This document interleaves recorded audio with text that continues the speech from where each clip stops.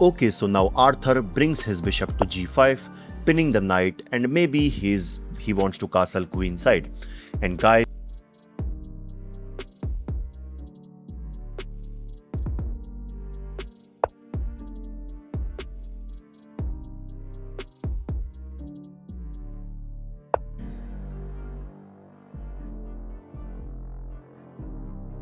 so that he can, prevent his queen from this bishop. So that's why he brings it back.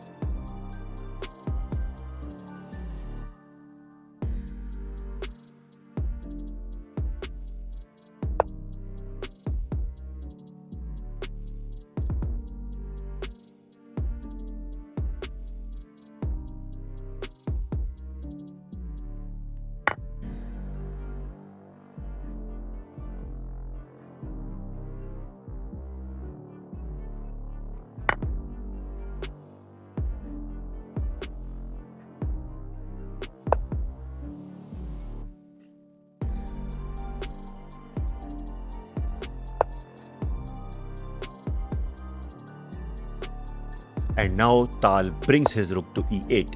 And in the next move, you can see he is going to bring his another rook on e6, which increases the immense pressure on the e3 pawn. So the question is, how can white defend this position?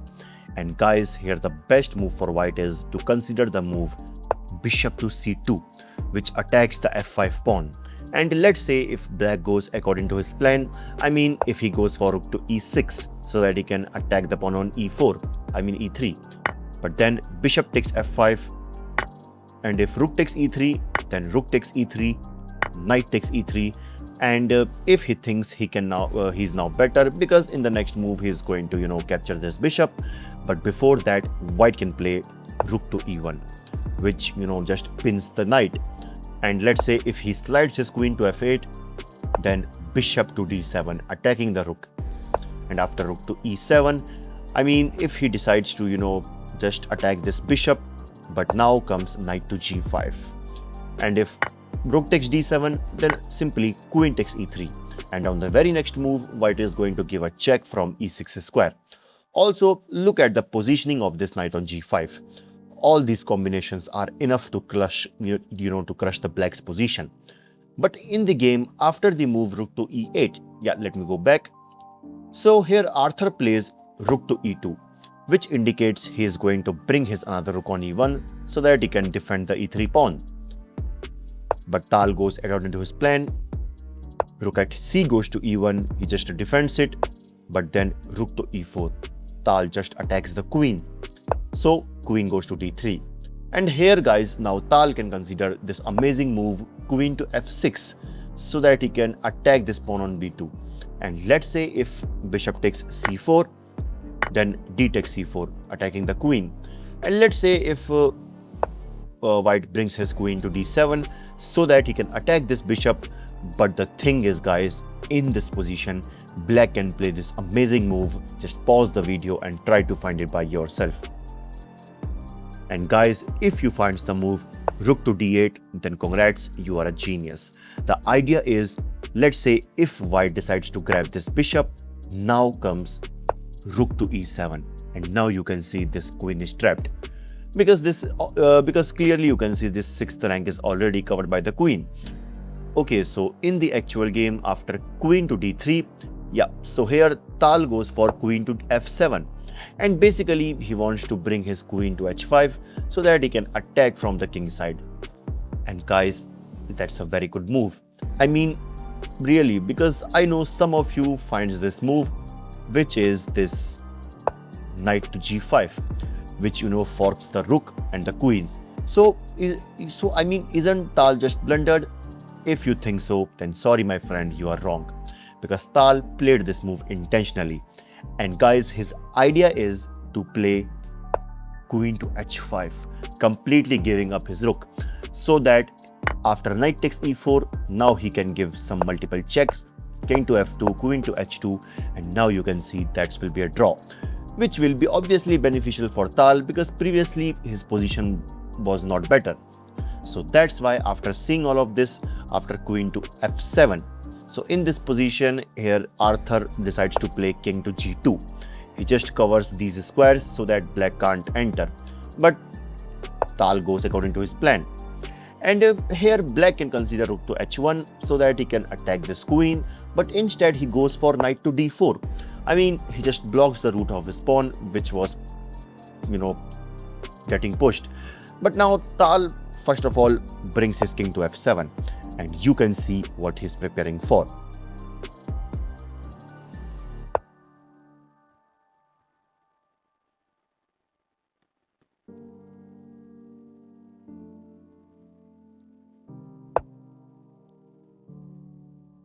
Okay, so after rook to h8, here Arthur goes for rook to g1, and his idea is simple, so that he can go to e1 square. But now comes the most interesting part of this game. I mean, because in this position, Mikhail Tal just sacrificed his knight by knight takes b2, completely giving up his knight. And his idea is, if white captured this with the rook, queen to h2 check, and after king moves, just queen takes g1, and white has to lose his rook. So that's why after knight takes b2, here Arthur plays queen to c2. He just defends his queen, and obviously he is now attacking the knight. So, but now Tal gives the check from h2 square. This king goes to f1, and guys, now comes this god level move, which will definitely blow your mind. As you can see, now Tal queen is under attack. So instead of defending this, he plays this beautiful move, guys. Knight to c4. I mean, wow, what a move by this legend. And let's say if white decides to grab this queen with rook takes h2, now comes knight takes e3 check, and after king moves, then knight takes c2, and you can see black gets his queen back with a double check by the rook and the knight. And clearly you can see this is completely winning for black, because in the next move he is going to grab this knight. So that's why after knight to c4, here Arthur plays queen to d3. He just guards the e3 square, and now he is going to grab this queen on the very next move. So, but Tal gives the check from h3 square. This king goes to f2, and then rook at h goes to e8. And guys, just pause the video at this moment and just try to find the best move for white. I mean, just try to find the only defensive move for white. And guys, the move is knight to f3. And guys, yes, this is one of the best move in this game. And the idea is, if let's say black decides to capture this pawn on e3 with knight takes e3, that will be a blunder, because now comes knight to g5, and no need to tell that what's coming next. But in the game after rook at h goes to e8, here Arthur brings his rook to e1, which is obviously a blunder, because now first of all Tal gives a check from h2 square, and after rook to g2 he plays queen to h6, and you can see now the pressure on e3 is immense. So I mean, he just plays bishop to f3 so that he can attack this rook, but Tal just grabs the pawn on e3. Bishop takes e4, knight takes knight to g4 check, king to g1, and now he plays f takes e4, and you can see now he's attacking the queen. So this queen goes to e2, and then queen to h5, and now you can see he's threatening to play rook to h8 with the idea of queen to h1 mate. So he plays knight to f3, taking advantage of this pinned pawn, because obviously he can't grab, and then just takes. So and also this knight can act as a defensive resource, which can anytime come to h4, which blocks the diagonal for this which blocks the file of this queen. But d4, and guys, now just take a look at this rook on g2. I mean, Tal just grabbed this yeah, so basically as you can see, this rook on g2 is kind of trapped, which is just amazing. I mean Tal plays like this so that he just I mean, now this rook is kind of useless, which is just amazing. So in this position, Arthur decides to give up this rook, and he plays rook to h2 so that he can breathe some fresh air. Knight takes h2, knight to g5 check. And guys, in this position, the final move by Tal is king to g6, and in this position Artur Darznieks resigned. This is because, let's say if this game continues with queen takes h5, but then king takes h5, king takes h2, king to g4 with the idea of rook to a8 h8 check, but knight to f7 so that he can stop this move. But Tal can just advance his pawn, knight to e5 check, king to f5, king to g1, and guys, in this position Tal can sack the rook on e5, because obviously now you can see when the dust settles, now I mean no one can stop this flood of pawns supported by the bishop and the king. What a god level game by Mikhail Tal. I mean, he played beautiful games like this. Amazing game, guys. Follow me for more Mikhail Tal games, and comment down your favorite move that you think Tal played in this game. Like this video and I will see you in the next one. This is your host Bison signing off. Bye bye.